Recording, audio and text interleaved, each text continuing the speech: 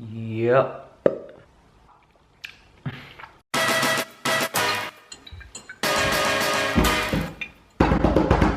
So the other day I was sitting there thinking, and I thought it was my official duty as the one and only Tahini King to provide you guys with a sweet recipe that includes tahini and is just the best thing in the world. As a hardcore tahini addict, I use tahini in pretty much all of my savory meals. Well, yeah, no, I kind of do. So yeah, today we're making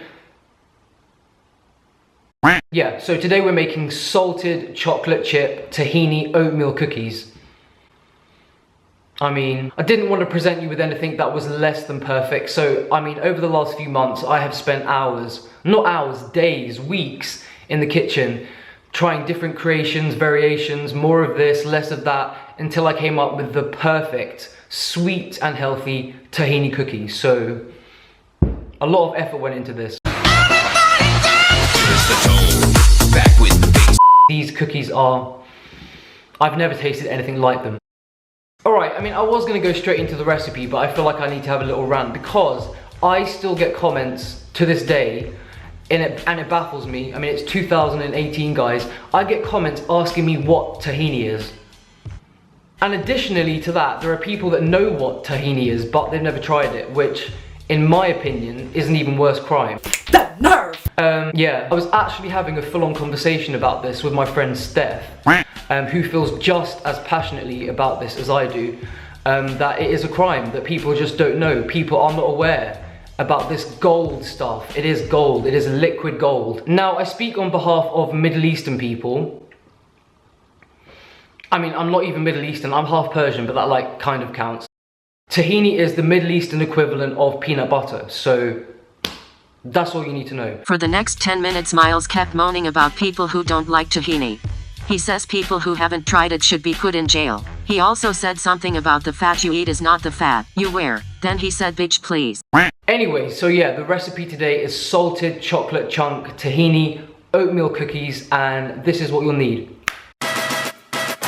Alright, so here are the ingredients that we're working with. First, I've got a cup of oats. Make sure you get whole rolled oats, not only for the health benefits, but also for the texture of these cookies. I've got half a cup of whole grain spelt flour, which works just as well as regular white flour in baking, but obviously it's a lot healthier. If you wanted this recipe to be totally gluten-free, you could, of course, switch this for almond flour, as in ground almonds. Then, best part, we've got a third of a cup of good, proper runny Arabic tahini. I've got some large sea salt flakes. Now obviously I'm not going to use all of that in the recipe. I'm just going to sprinkle a bit of that on top before they go in the oven, and then you get a nice salty crunch amongst all the sweetness and goodness going on here. Obviously some chocolate chunks. This is not a chocolate chip recipe, this is a chocolate chunk recipe. So I just bought a regular dark chocolate bar, plain 80% dark chocolate. Remember, the darker you go, the better it is health-wise. You get more antioxidants and also less sugar. So to sweeten things up, we're going to be using some maple syrup. This is always my sweetener of choice that I go to when I'm baking, unless I'm using xylitol, which is also pretty healthy. Also got a little bit of vanilla extract. Got about half a teaspoon of baking powder, which, I mean, to be honest, you probably don't need in this recipe. I know that people that bake, they use baking powder, and I don't know, I'm trying to pretend that I'm a baker, so a little bit of baking powder. And then also, just to help everything bind together, I have got a flax egg, which is just 1 tablespoon of flax mixed with 3 tablespoons of water, and then you leave it in the fridge until it hardens up. All right, let's make the magic happen. All right, so first we're gonna add our liquid gold. Look at that. Followed by about 6 tablespoons of maple syrup. And I also forgot to mention, we're gonna add a little dash of cinnamon, because cinnamon and tahini is just a match made in heaven. Now before we add the other ingredients, oh, the smell of that cinnamon always just takes me to a different place. Before we add the dry ingredients, we're just gonna mix this up. And this right here, tahini mixed with maple syrup, tastes exactly like halva. And if you don't know what halva is, you are seriously missing out in life, guys. This mix right here on its own is delicious on toast. We're gonna add in our whole grain spelt flour. Remember, if you want it gluten-free, then you can use almond flour. And our oats, little splash of vanilla and the baking powder, which, to be honest, I don't even know if you need this, but just go with the flow. And then we're just gonna fold everything in. Don't worry, at first it might seem like this is too dry, but have faith, people, just persist until you have a crumble type mix. All right, in goes the flax egg. You just wanna mix it until it's kind of combined and you have almost like a thick granola-like texture. Actually, not granola-like, more like flapjack-like, if you know what I mean. All right, time to add in our chocolate chunks.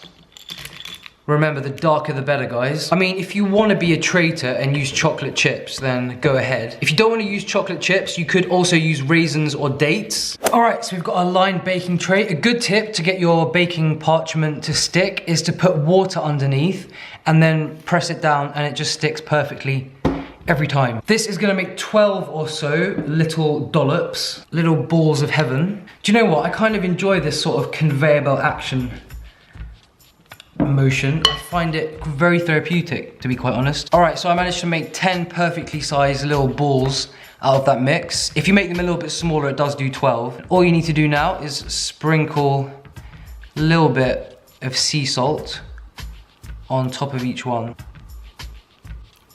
All right, so into a preheated oven for 10 minutes, and then I'll be back with chocolate tahini salted heaven. Oh my gosh, would you look at them. All right, these have come out perfectly. I actually left them in the oven for about 12, 13 minutes. And as you can see, they've kind of stayed in balls. But that's what I wanted, to be quite honest. They didn't spread that much. And also you can see how the big chocolate chunks have melted beautifully throughout them. That's why you want chunks. So you get, when you bite in, you get a big lakeful of dark chocolate as well. So yeah. Anyways, most important thing is the taste. So they do have a little nice crunchy, hard exterior, but the interior is gonna be gooey, fudgy, tahini, chocolate, salty heaven. Hopefully. Oh, look at that. Yep. All right, the moment we have all been waiting for. Before we dive in, we've got to cleanse the palate. Such a professional. Cheers.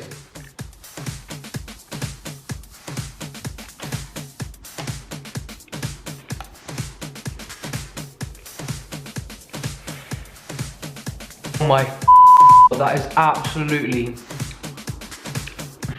I just want to literally stick, actually no words, these are absolutely incredible.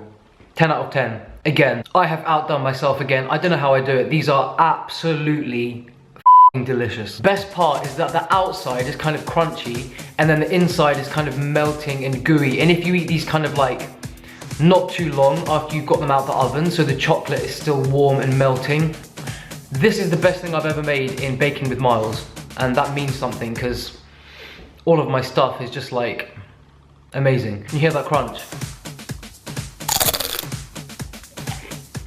Alright, I'm not going to put any stupid sound effects in or anything, but I want you to hear the actual crunch. Listen. Beautiful.